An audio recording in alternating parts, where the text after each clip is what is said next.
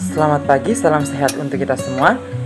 Saya Paulus Dolokoten, siswa SMAS Seminari San Domingo, kelas 12 program bahasa. Pada video saya kali ini, saya akan menjelaskan tentang reformasi Gereja Katolik pada abad ke-16. Semoga bermanfaat ya.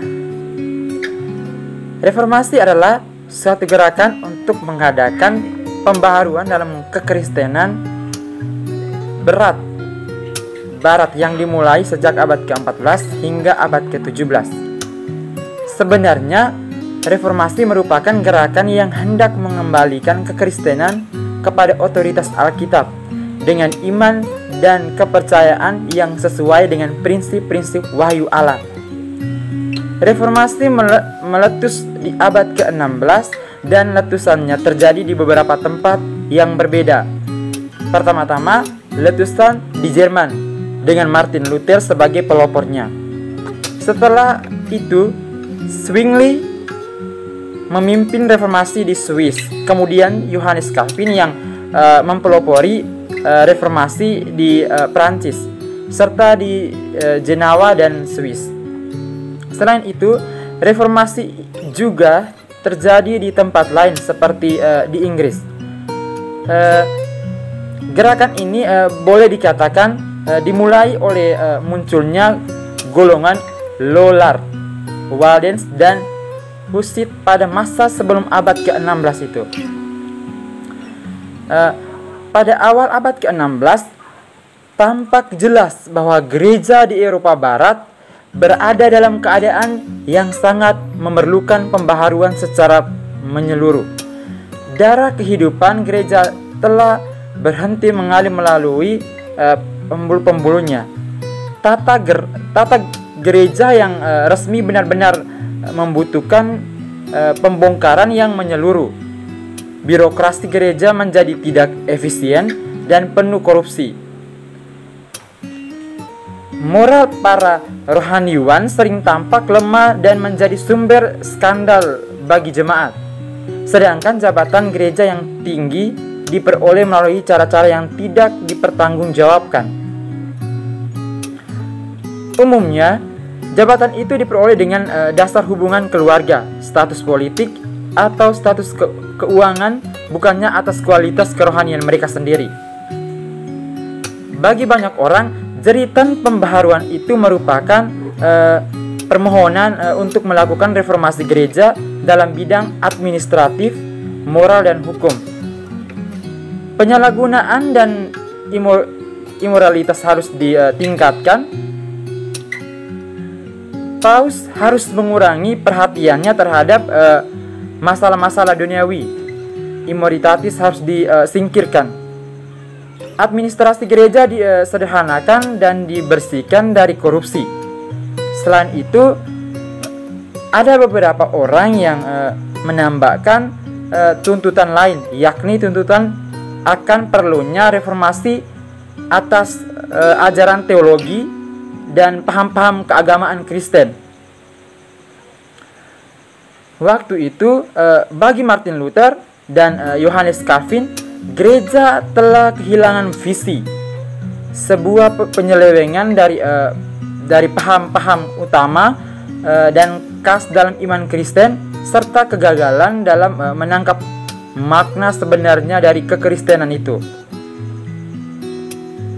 Sudah saatnya bagi gereja untuk memutar haluan, meninggalkan karya abad pertengahan dan kembali kepada kekristenan yang murni dan segar.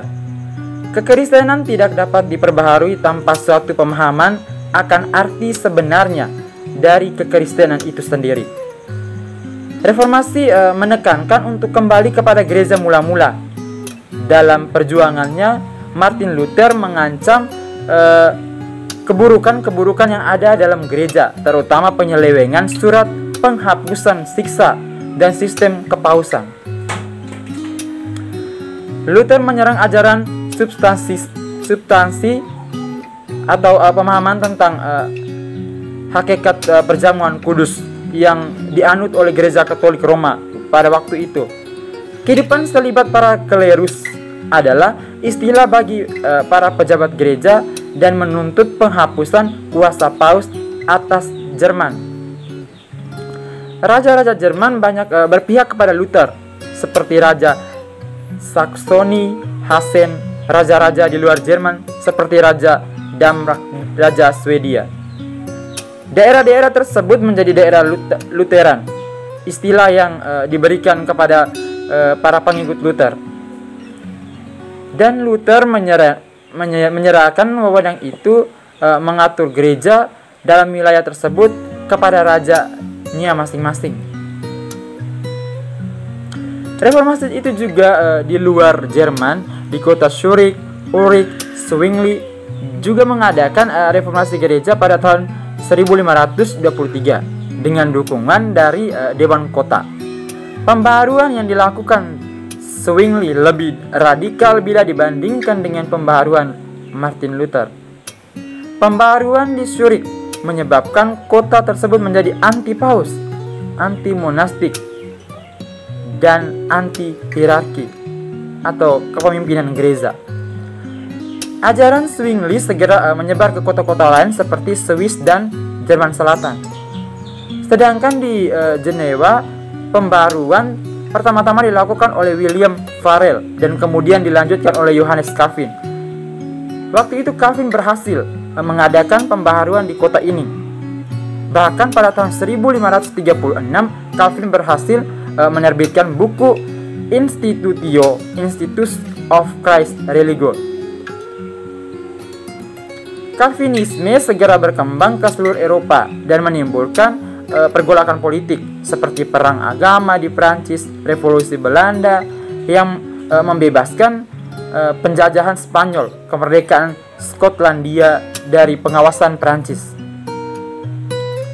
Gerakan reformasi gereja juga muncul di Inggris. Gerakan ini ditandai oleh tindakan Raja Henry ke-13 mendirikan gereja Anglikan dan penolakan terhadap supremasi paus atas gereja-gereja Inggris. Gerakan reformasi adalah suatu nasionalisme baru, juga menentang dunia abad pertengahan dan meluas secara internalisasi. Salah satunya perspektif yang paling menghancurkan dan radikal sendi-sendi gereja pada waktu itu adalah gerakan ini pertama muncul dari John Wycliffe di Universitas Oxford, kemudian dari John Hus di Universitas Praha dan Desiderius Erasmus itu dan Thomas More.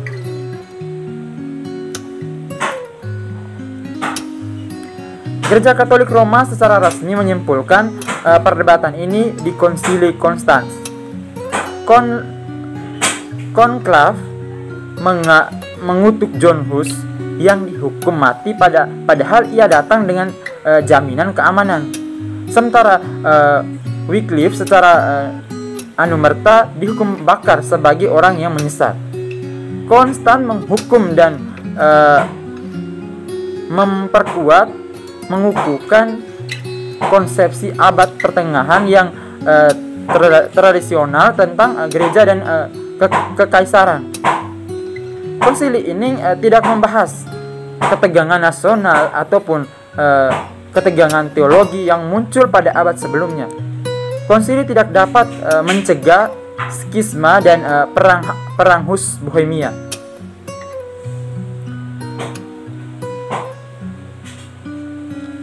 Hal inilah yang mengakibatkan tercetusnya reformasi Protestan setelah runtuhnya lembaga-lembaga biara dan skolastisme di Eropa pada akhir abad pertengahan yang diperparah oleh pembuangan ke Babel dari kepausan Avignon, skisma besar dan kegagalan pembaharuan oleh gerakan konsiliar pada abad ke-16. Itu mulai menentang perdebatan budaya yang besar mengenai pembaruan keagamaan dan kemudian juga nilai-nilai keagamaan yang dasaria. Para ahli sejarah pada umumnya mengasumsi bahwa kegagalan untuk mereformasi terlalu banyak kepentingan abadi keukurannya koordinasi di kalangan koalisi pembaruan. akhirnya menyebabkan gejolak yang lebih besar atau banyak revolusi, karena sistemnya akhirnya terus disesuaikan atau runtuh, dan kegagalan gerakan konsiliar melahirkan reformasi Protestan di Eropa bagian barat. Gerakan-gerakan reformis yang frustasi ini merentang dari nominalisme ibadah modern hingga humanisme yang terjadi bebarengan yang kekuatan ekonomi politik dan demografi yang ikut menyebabkan ketidakpuasan yang lain yang kian meningkat terhadap kekayaan dan kekuasaan kaum agamawan elit, membuat masyarakat semakin peka terhadap kehancuran finansial dan moral dari gereja Renaissance yang sekular. Akibat-akibat yang ditimbulkan oleh wabah pest mendorong penataan ulang secara radikal ekonomi dan akhirnya juga masyarakat Eropa. Namun demikian, dikatakan bahwa di kalangan pusat-pusat kota yang bermunculan bencana yang terjadi pada abad ke-14 dan awal abad ke-15, dan kekurangan tenaga kerja yang ditimbulkannya merupakan dorongan kuat bagi diversifikasi ekonomi dan inovasi teknologi. Reformasi gereja selanjutnya, reformasi gereja berkembang dan memunculkan tokoh-tokoh reformer, yaitu Martin Luther, Johannes Calvin, dan Bodin pada tahun 1517. Martin Luther mengemukakan pokok-pokok pikiran sebagai kritikan terhadap gereja, meliputi 95 dalil yang kemudian ditempel di pintu gereja Wittenberg. Pendapatnya antara lain, amal baik dan tidak keluar dari hati yang murni tidak akan diterima Tuhan. Hanya orang yang percaya kepada Yesus Kristuslah yang dapat diterima oleh Tuhan. Tiap orang yang dapat langsung berhubungan dengan Tuhan tanpa perantaraan gereja. Tiap orang yang menyesali kesalahan akan terlepas dari hukuman sehingga tidak diperlukan adanya surat pengampunan dosa. Gereja merupakan perkumpulan orang percaya dan Yesuslah kepalanya, sehingga kedudukan paus selaku pimpinan agama tidak dapat diterimanya. Selain mengutamakan ajaran gereja pada masa pembuangannya Martin Luther, juga menerjemahkan kitab Injil dari bahasa Latin ke bahasa Jerman agar banyak orang dapat memahami isi kitab suci itu. Reformasi gereja juga berkembang ke negara-negara lain seperti di Eropa, misalnya tokoh Jean Calvin dari Prancis yang ajarnya disebut Calvinisme, banyak pengikutnya di Belanda, Inggris, dan Skotlandia. Tokoh Ulrich Zwingli dan serta munculnya gereja Anglika di Inggris, dipelopori oleh Raja Henry ke-13 Tudor. Reformasi ini berakhir dengan pembagian dan pendirinya institusi-institusi baru, di antaranya gereja Lutheran, gereja-gereja reformasi, dan Anabaptis. Gereja ini juga menimbulkan reformasi Katolik di dalam gereja Katolik Roma. Rancangan teologi dan latar belakangnya disusun pada Konsili Ternate, ketika Roma memukul balik gagasan-gagasan fundamental yang dibelah oleh para reformator seperti Martin Luther. Semoga penjelasan saya kali ini bermanfaat untuk semua. Sama banyak terima kasih. Selamat pagi.